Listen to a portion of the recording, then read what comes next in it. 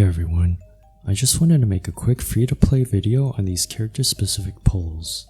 Most of us out there, including me, have likely already used these to build pity as soon as we got them.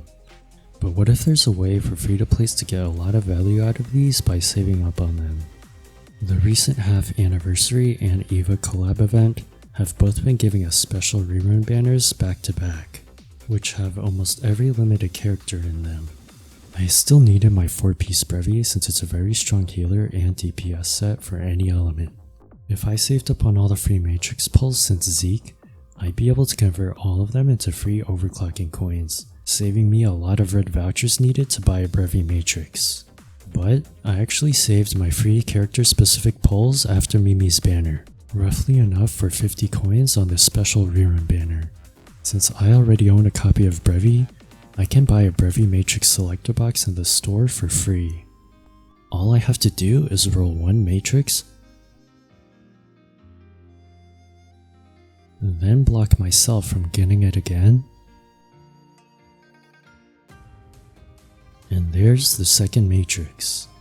This is where I would use my free specific pulls if I had any to help me get to 80 coins to buy the third Matrix. Either way, with the Matrix selector box I got with my 50 free flame gold, I secured a 4-piece Brevi while saving myself from spending a lot of red vouchers. This is just one example of how you can save a lot of Red Nucleus, red vouchers, and dark crystals as a free-to-play by holding on to these character-specific pulls instead of spending them right away.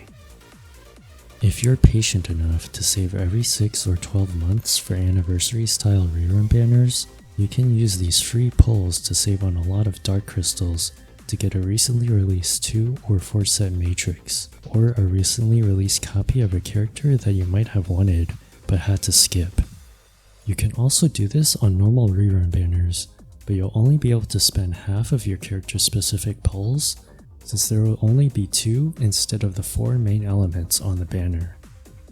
Some tips: remember to keep an eye on your pity and use it on the character or matrix you actually want. And if the last 2 SSR characters you pulled on a limited banner were both standard ones, then you're guaranteed a limited character. And if your last 2 were limited ones, then you're guaranteed a Black Nucleus standard SSR as the next. And this is the same for matrices too, which is counted separately from characters. So just be sure to keep track of it to help guarantee the character you actually want. Lastly, be on the lookout for who will enter standard, since a character's pulls won't be usable anymore once they enter standard. And while there's been no official statement about how many reruns collab characters like Asuka and Rei will get, it will most likely be only 1. So you'll want to use the free collab only pulls at some point while they're still usable. That's all I have to say.